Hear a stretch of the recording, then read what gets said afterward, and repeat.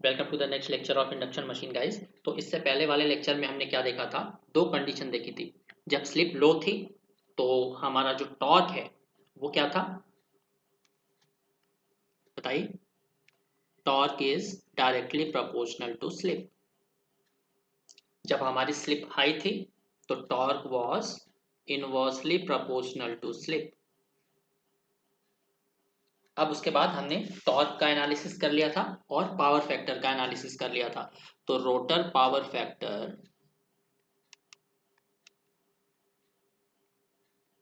जब स्लिप लो थी तो रोटर पावर फैक्टर कितना था हमारा?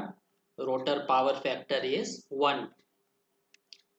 अब आइडियली ये 1 है, प्रैक्टिकली जब आप देखोगे तो हम बोल सकते हैं कि rotor power factor will be high when slip is low. Now when the slip is high then the rotor power factor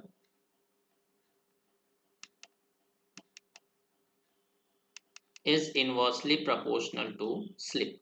तो ऑब्वियस सी बात है, अगर स्लिप हाई होगा तो रोटर पावर फैक्टर क्या होगा? कम होगा। यहाँ पे रोटर पावर फैक्टर क्या होगा? हाई है, मतलब मैक्सिमम पावर फैक्टर तो 1 ही होता है, तो 1 के आसपास होगा ये।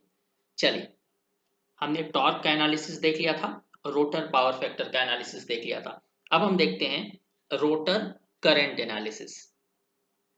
तो हेडिंग डाल लीजिएगा, रोटर करंट एनालिसिस। तो रोटर की करंट फॉर्मूला क्या होता है? I2 का formula V1 divided by under root R2 dash by S plus X2 dash का, ये R2 डैश का स्क्वायर प्लस X2 डैश का स्क्वायर। तो यहाँ पे दो कंडीशन बन जाती है। फॉर हाई स्लिप केस 1,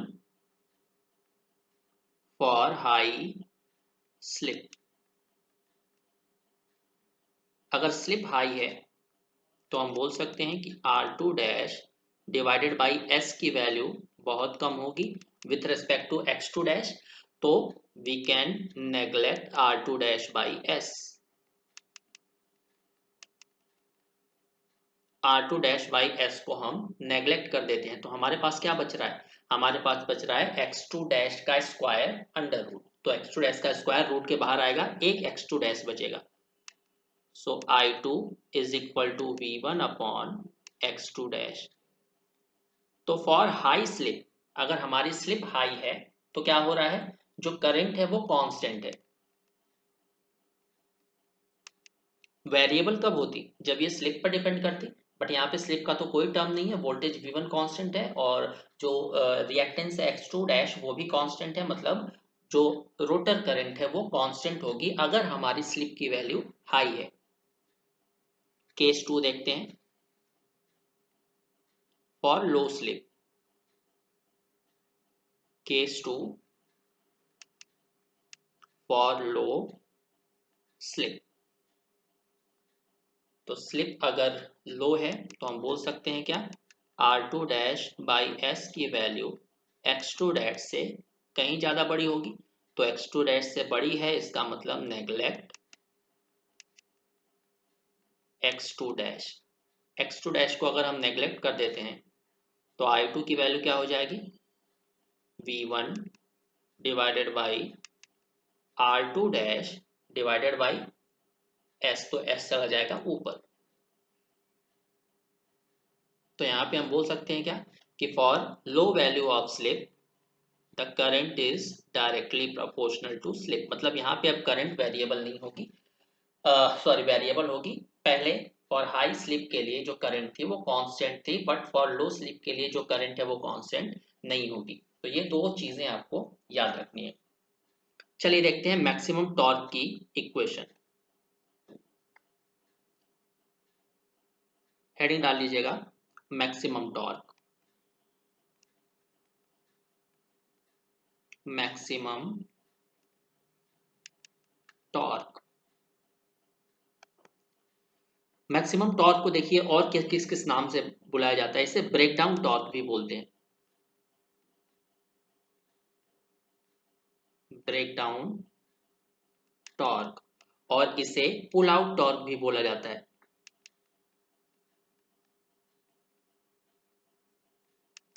या इसे स्टालिंग टॉर्क भी बोला जाता है। Starling torque. तो कई नामों से इसे बुलाया जा सकता है जिसे आपको याद रखना है। तो टॉर्क की जो डिटेल्ड वैल्यू है वो कितनी आई थी, याद करिए, 3/ओमेगा s VTH का स्क्वायर, अपना नोट्स देखिए, RE plus R2 dash by S का square plus XE plus X2 dash का square multiplied by R2 dash divided by S। ये हमारी डिटेल टॉर्क की इक्वेशन आई थी इससे पहले वाले लेक्चर में। हमें इसी टॉर्क की मैक्सिमम वैल्यू निकालनी है। तो कैसे निकालेंगे? अगर हम डिनोमिनेटर को डिफरेंशिएट करके इसको 0 से इक्वेट कर दें तो टॉर्क हमारा मैक्सिमम आ जाएगा, क्योंकि डिनोमिनेटर अगर मिनिमम है तो जो टॉर्क है वो हमारा मैक्सिमम आ जाएगा। तो differentiate denominator and equate it to 0। और हम डिफरेंशिएट किसके रेस्पेक्ट में करेंगे? वेरिएबल कौन सा है इसमें? स्लिप है। तो हम डिनोमिनेटर को डिफरेंशिएट करेंगे विथ रिस्पेक्ट टू स्लिप और इसे 0 से इक्वेट कर देंगे। चलिए वैल्यू पुट करते हैं। So RE plus R2 dash upon X, S का स्क्वायर, सॉरी S का टर्म भी तो लिखना पड़ेगा, plus XE plus X2 dash का स्क्वायर प्लस S2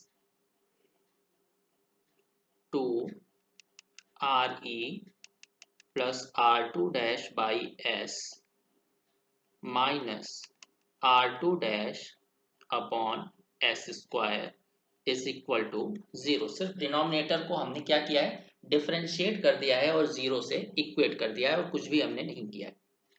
कॉमन क्या आ रहा है? RE plus R2 dash divided by S क्या आ गया? कॉमन। क्वेश्चंस भी हम करेंगे इस पे, बट एक बार सब कुछ समराइज कर लेते हैं कि कैसे आया है। ये अगर हम कॉमन ले लेते हैं तो हमें क्या मिलता है? यहाँ पे मिल जाएगा, ये स्क्वायर है राइट, तो एक हमने कॉमन ले लिया, तो यहाँ से हमें क्या मिल रहा है? RE plus R2 dash by S minus 2 R2 dash upon S plus XE plus X2 dash का स्क्वायर इज इक्वल टू 0। हमने R2 डैश बाई S वाले टर्म को एक साथ ले लिया है, तो ये हो जाएगा RE plus R2 dash by S, यहाँ पे आ जाएगा RE minus R2 dash by S plus XE plus X2 dash का स्क्वायर इज इक्वल टू 0। यहाँ पे आप देखिए a plus B, a minus B का फॉर्मूला मिल रहा है हमें, राइट। तो a plus B, a minus B का फॉर्मूला क्या होता है? a square minus B square. तो RE square minus R2 by R2 dash by S का square plus XE plus X2 dash का स्क्वायर इज इक्वल टू 0। हमें क्या चाहिए? स्लिप की वैल्यू चाहिए। तो यहां से जब आप स्लिप निकालोगे तो आपको मिल जाएगा R2 dash divided by RE का square plus XE plus X2 dash का स्क्वायर। तो यही हमारी स्लिप है जिसपे हमें मैक्सिमम टॉर्क मिलेगा। इसको नोट कर लीजिए, बहुत इंपॉर्टेंट है ये बॉक्स हमें क्या शो कर रहा है? उस स्लिप की वैल्यू शो कर रहा है जिसपे हमें मैक्सिमम टॉर्क मिल रहा है। So slip at which maximum torque occurs, वो स्लिप जिसपे हमें मैक्सिमम टॉर्क मिल रहा है। तो हम इसको क्या इस तरह से रिप्रेजेंट कर सकते हैं? SMT, slip at which maximum torque occurs. तो इस बॉक्स में जो भी वैल्यूज एस की वैल्यू है उसे हम एस एम टी से रिप्रेजेंट करेंगे। Let us do some approximation. ये जो स्लिप की वैल्यू आई है ये बहुत ही अजीब सी आई है, तो let us do some approximation. हम क्या करते हैं, स्टेटर का जो इम्पिडेंस है उसे नेग्लेजिबल मान लेते हैं, सही है। So let let us neglect stator impedance।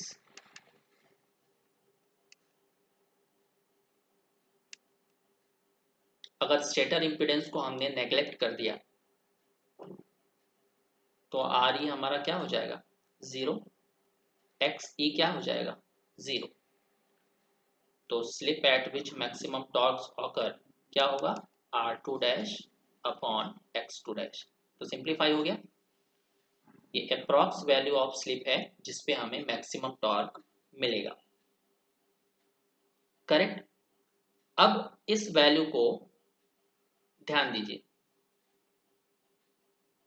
हमें ऊपर मैक्सिमम टॉर्क की क्या वैल्यू मिली है, ये हमारी मैक्सिमम टॉर्क की वैल्यू थी।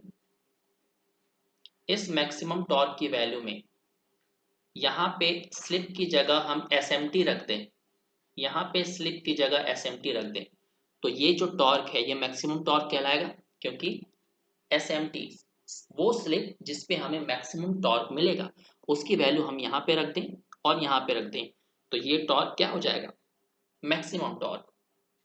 तो लिखिएगा from equation first,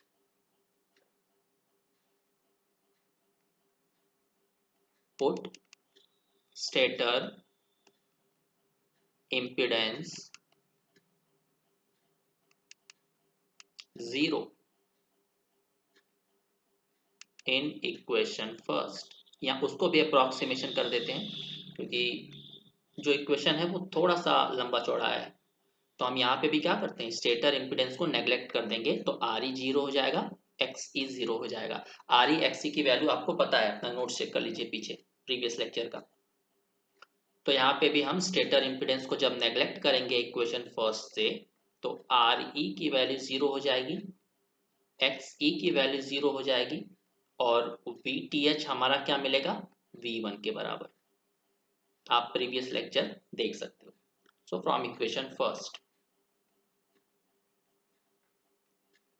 equation first से जो टॉर्क है अब वो क्या मिलेगा, टॉर्क हमारा क्या हो जाएगा, मैक्सिमम टॉर्क।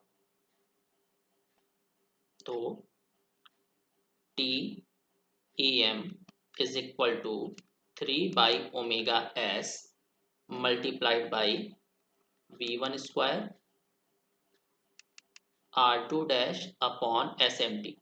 इक्वेशन फर्स्ट में हमने क्या किया कि एक अप्रोक्सीमेशन कर दिया, यानी कि स्टेटर का इम्पिडेंस जीरो रख दिया, बाकी जहां जहां पे भी स्लिप है हमने एस एम टी रख दिया, स्लिप को रिप्लेस कर दिया स्लिप एट मैक्सिमम टॉर्क से, यानी कि वो स्लिप जिसमें हमें मैक्सिमम टॉर्क मिलेगा।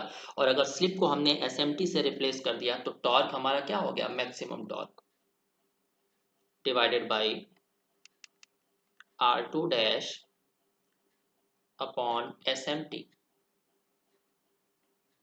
Are two dash upon S M T का square plus X two dash का स्क्वायर, करेक्ट। अब एस एम टी की वैल्यू हमने निकाला हुआ है ऊपर, वो स्लिप जिसपे हमें मैक्सिमम टॉर्क मिलेगा उसकी अप्रॉक्सीमेट वैल्यू हमने निकाली हुई है, R two dash upon X two dash. We know that slip at which maximum torque occurs is equal to r2 dash upon x2 dash। तो वैल्यू पुट कर देते हैं यहाँ पे,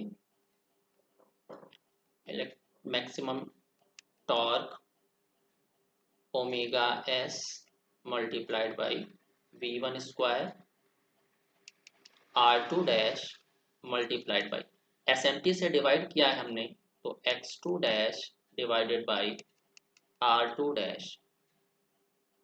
सिमिलरली आर टू का square multiplied by X two dash का square upon R two dash का square plus x2 dash का स्क्वायर। यहाँ पे आप R2 डैश और x2 डैश से कंफ्यूज मत होइएगा, ये रोटर रेजिस्टेंस और रिएक्टेंस है, सिर्फ हमने उसको रोटर से स्टेटर साइड ट्रांसफर कर दिया है। अगर आपने प्रीवियस लेक्चर ध्यान से पढ़ा होगा तो R2 डैश से R2 डैश कैंसिल आउट हो गया, इससे ये कैंसिल आउट हो गया, हमें बच क्या रहा है 3/ओमेगा s v1 स्क्वायर और x2 dash divided by x2 dash का स्क्वायर प्लस x2 डैश का स्क्वायर। तो स्लिप एट विच या मैक्सिमम टॉर्क हम डायरेक्ट लिख देते हैं 3/ओमेगा s v1 square x2 dash upon 2 x2 dash का स्क्वायर। x2 डैश से x2 डैश चला गया, हमें क्या बच रहा है 3/ओमेगा s v1 square divided by 2x2 dash. तो ये हमें मिल गया मैक्सिमम टॉर्क का एक्सप्रेशन, बहुत इंपॉर्टेंट है, इसे आपको याद रखना है। तो मैक्सिमम टॉर्क का एक्सप्रेशन हमें क्या मिल गया 3/ओमेगा s v1 square upon 2x2 dash.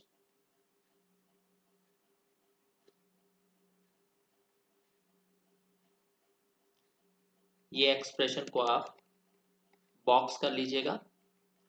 ये हमने निकाला है फॉर्मूला किसका, मैक्सिमम टॉर्क का।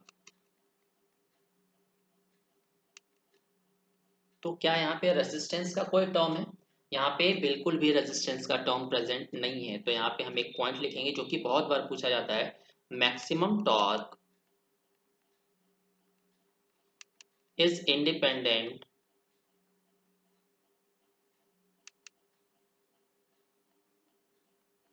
Of resistance.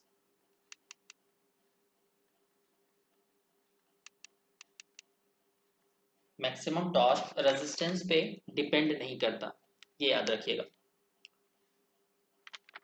अब एक और कॉन्सेप्ट डिराइव करने की कोशिश करते हैं। तो यहां तक आई होप किसी को कोई प्रॉब्लम नहीं होगी। Now let us derive the term slip at which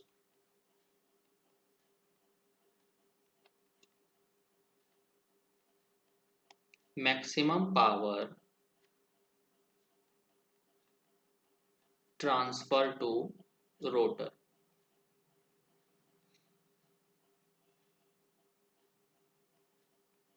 slip at which maximum power transfer to rotor। मैं एक लेमन टाइप का डायग्राम बनाता हूं। ये है हमारा स्टेटर, मान लीजिए स्टेटर में हम हमेशा सप्लाई देते हैं अपनी। यहां से हमने दिया 3 फेज सप्लाई। ये है हमारा रोटर। कल हम क्वेश्चंस की प्रैक्टिस करेंगे। ये है हमारा रोटर, यहां से हमें मिल रहा है हमारा रोटर आउटपुट। तो अब ध्यान दीजिएगा, रोटर का इनपुट कहां से जाएगा, कुछ यहां से हमारा रोटर का इनपुट जाएगा। तो इसे ही स्टेटर आउटपुट बोला जाता है, इसे ही रोटर का इनपुट बोला जाता है। स्टेटर आउटपुट पावर, क्योंकि जो स्टेटर से आउटपुट में जा रही है पावर, वही पावर किस में जा रही है, रोटर के इनपुट में। तो इसी को स्टेटर आउटपुट और इसी को रोटर इनपुट बोला जाता है। प्लस स्टेटर और रोटर के बीच में क्या प्रेजेंट है, एयर गैप। तो स्टेटर्स के मतलब स्टेटर से जो भी पावर निकल रही है वो एयर गैप से होते हुए रोटर में एंटर कर रही है, इसीलिए इसे एयर गैप पावर भी बोलते हैं। एयर गैप पावर भी बोला जाता है। तो जो स्टेटर आउटपुट होता है उसी को रोटर इनपुट बोलते हैं, और वही हमारा एयर गैप पावर होता है। तो अगर हम चाहते हैं कि मैक्सिमम पावर ट्रांसफर हो हमारा स्टेटर से रोटर में, तो हम बोल सकते हैं क्या कि एयर गैप पावर मैक्सिमम होना चाहिए। अगर हम चाहते हैं कि रोटर का इनपुट मैक्सिमम हो तो एयर गैप पावर क्या होना चाहिए, मैक्सिमम। करेक्ट। तो चलिए एक सिंपल सा डायग्राम बनाते हैं जो हमने प्रीवियस लेक्चर में बनाया था।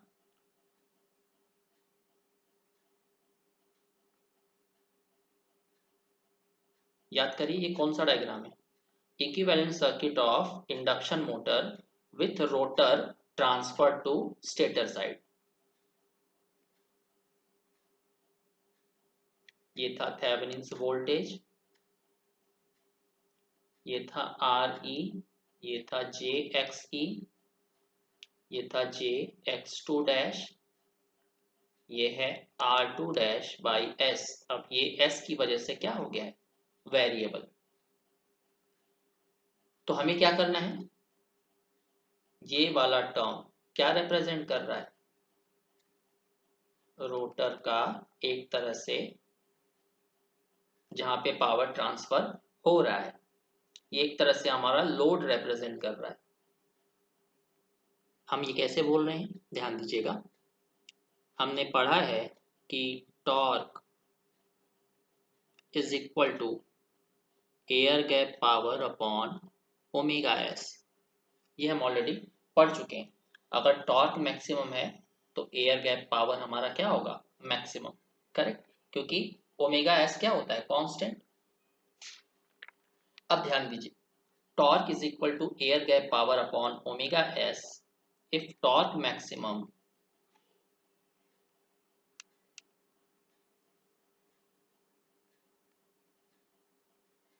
then air gap power is maximum। Correct. Air gap power क्या होता है? एयर गैप पावर होता है rotor copper loss upon slip. Rotor copper loss को स्लिप से अगर हम डिवाइड कर देते हैं तो हमें एयर गैप पावर मिल जाता है। ये सारी चीजें हम पहले पढ़ चुके हैं, राइट। तो रोटर कॉपर लॉस क्या होता है? I two square R two dash, I two square R two dash. R two dash क्या है? रोटर का रेजिस्टेंस, सिर्फ हमने उसे स्टेटर साइड ट्रांसफर कर दिया है इसीलिए डैश आ गया, डिवाइडेड बाई एस। तो हमें इसी एयर गैप पावर को क्या करना है? मैक्सिमाइज करना है। तो अब देखिए R2 बाई एस के अक्रॉस ये पावर लॉस पूछा जा रहा है, तो इसके अक्रॉस मैक्सिमम पावर ट्रांसफर आप देख सकते हो R2 डैश बाई एस, यहाँ पे भी R2 डैश बाई एस। तो यहाँ पे हम R2 डैश बाई एस के अक्रॉस मैक्सिमम पावर ट्रांसफर निकालने के लिए क्या करेंगे? Maximum power transfer theorem apply करेंगे। Apply maximum power transfer theorem. ध्यान दीजिएगा, मैक्सिमम पावर ट्रांसफर थ्योरम क्या बोलता है कि अगर लोड इम्पीडेंस हमारा सोर्स इम्पीडेंस के बराबर हो जाए, यानी कि R2 डैश अपॉन एस, मान लेते हैं कि ये हमारा सोर्स इम्पीडेंस है ZS, तो ये R2 डैश बाई एस अगर ZS के बराबर हो जाए तो हमारा पावर ट्रांसफर क्या होगा? मैक्सिमम। तो R2 dash by S is equal to ZS क्या हो जाएगा? RE plus J under root X E, sorry under root सभी में आएगा ना, X E plus X two dash का स्क्वायर, आर ई स्क्वायर का पूरा अंडर रूट। तो यहाँ से स्लिप की वैल्यू हम निकाल सकते हैं। तो R two dash divided by under root R E square plus J X E plus X two dash का square.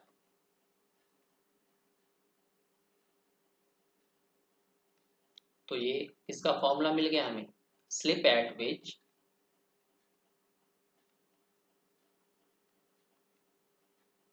Air gap power will be maximum. अब आप मुझे बताइए कि उस स्लिप की वैल्यू क्या थी जिसपे टॉर्क मैक्सिमम हो रहा था, एसएमटी की वैल्यू चेक करके बताइए। सेम यही थी राइट। सेम इसी स्लिप पे हमें जो टॉर्क है वो मैक्सिमम मिल रहा था और सेम इसी स्लिप पे एयर गैप पावर हमें क्या मिल रहा है, मैक्सिमम। कारण क्या है इसका, कारण ये है कि torque is equal to air gap power upon omega S होता है। तो अगर टॉर्क मैक्सिमम है तो उसी कंडीशन पे air gap power automatically maximum हो जाएगा। तो ये आपको कभी अब भूलेगा नहीं। दोनों यानी कि जो slip at which air gap power maximum या slip at which maximum torque occurs is same. तो अगर आपको इसे अप्रोक्सीमेट करना है तो आप क्या करोगे, स्टेटर इम्पिडेंस को नेग्लेक्ट कर दीजिए। टू अप्रोक्सीमेट, क्योंकि ये काफी लंबा चौड़ा हो गया, नॉर्मली आपको अप्रोक्सीमेट फॉर्मूले से क्वेश्चन आएंगे। So to approximate neglect stator impedance. तो आप क्या करिए, आर ई की वैल्यू को जीरो कर दीजिए और एक्स ई की वैल्यू को जीरो कर दीजिए। तो यहां से आपका जो स्लिप है उसकी वैल्यू कितनी मिल जाएगी, R two dash upon X two dash. Correct. तो इसके आगे का जो थोड़ा सा टॉपिक बचा हुआ है वो हम कल कर लेंगे। फिर अभी तक जितना हमने कॉन्सेप्ट पढ़ा है उस पर बेस्ड हम मैं आपको क्वेश्चन प्रैक्टिस करवा दूंगा, बहुत आसान है राइट। तो अगर आपने आप लोग मुझे कमेंट कमेंट करके बताइए कि आपको जो लेक्चर है वो समझ में आ रहा है नहीं, या कुछ चेंजेस करने हैं तो, क्योंकि मुझे अभी एक्चुअली पता नहीं चल रहा कि आप लोग कैचअप कर पा रहे हो या नहीं। तो मुझे कमेंट करके बताइए आप लोग कि समझ में आ रहा है। तो चलिए मिलते हैं नेक्स्ट लेक्चर में। Thank you very much.